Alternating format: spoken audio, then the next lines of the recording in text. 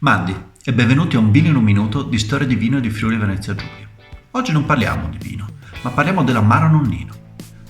La nobiltà è il tema centrale della vita contadina.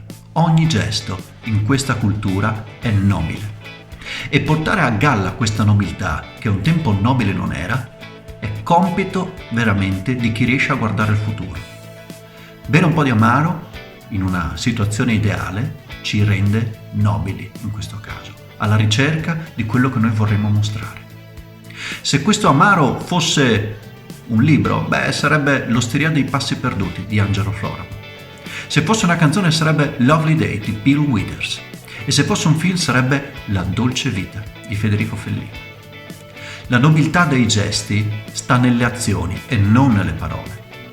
E quello che ci ricorda un sorso di questo amaro è proprio che il gesto è molto più importante di quel silenzio che di solito raccontiamo.